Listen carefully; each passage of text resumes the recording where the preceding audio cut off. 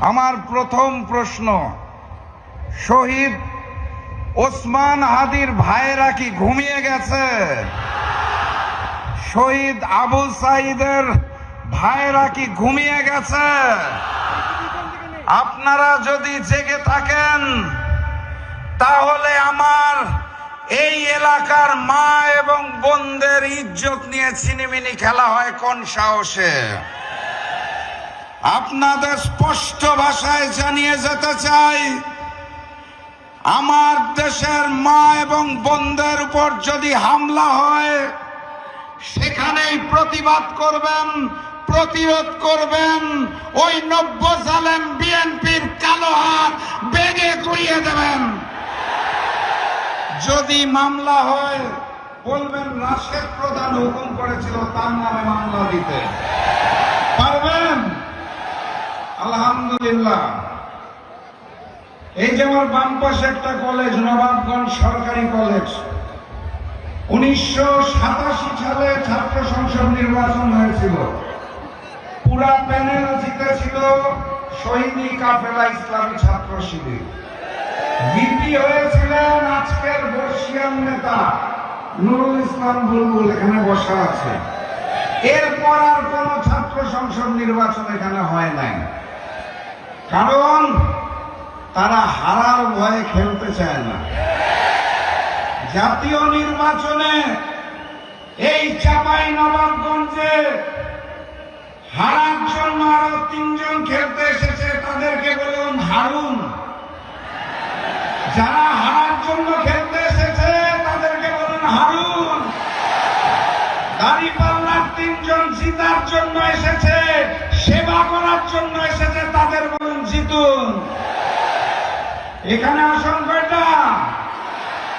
এই 3টি আসনে দাঁড়িপাল্লাকে জয়যুক্ত করে আগামী দিনের প্রধানমন্ত্রী ডাক্তার শফিকুর রহমানকে উপহার দিতে হবে। আর ওই নির্বাচনের দিন আরো একটা ভোট আছে, মনে আছে তো নাকি? গণভোটে গণভোটে গণভোটে সংগ্রামী সাথী এবং বন্ধুগণ, ওই লন্ডন থেকে একজন মুফতি এসেছে, ছিলেন নাকি আপনারা? আসার পরে নির্ধারণ করছে মুফতি সাহেব কে মুসলমান, কে শিরক করে, কে বিধর্মী।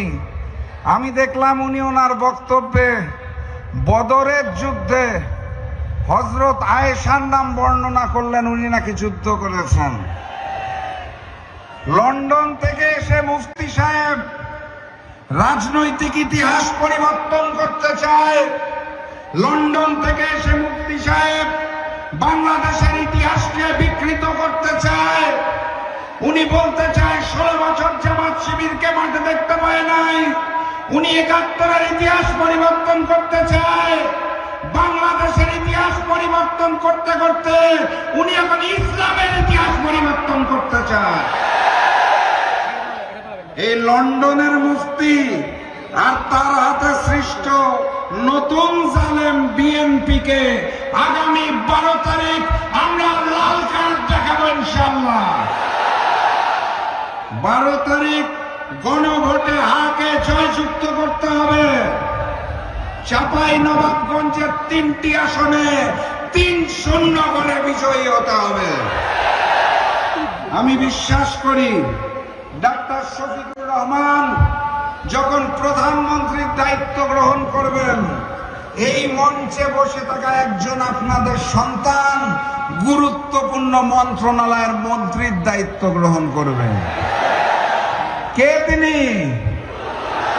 আলহামদুলিল্লাহ, আপনাদের এলাকার সন্তান।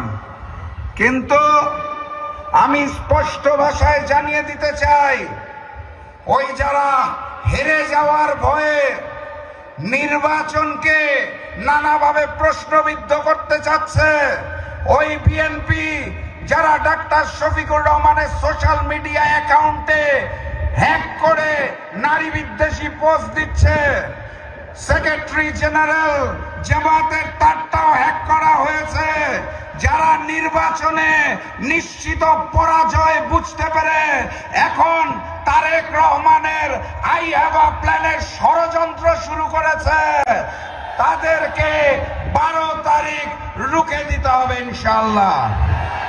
11 তারিখ রাত থেকে 12 তারিখ ফলাফল ঘোষণার আগ পর্যন্ত প্রত্যেকটা ভোট কেন্দ্র পাহারা দিতে হবে। পারবেন আপনারা? তাহলে বিজয়ের মার্কাটা কি?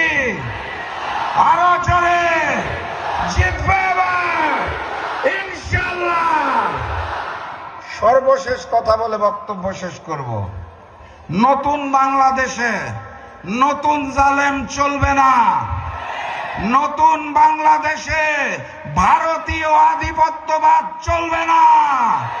নতুন বাংলাদেশ হবে ঐক্যবদ্ধ বাংলাদেশ, ইসলামের বাংলাদেশ, কুরআনের বাংলাদেশ, মানবিক বাংলাদেশ, যেখানে হিন্দু মুসলমান সকলে মিলে আমরা নতুন বাংলাদেশ গড়ে তুলব। প্রস্তুত আছেন? বিজয়ের স্লোগান দিয়ে বিদায় নেই। নারায়ে তাকবীর, নারায়ে তাকবীর।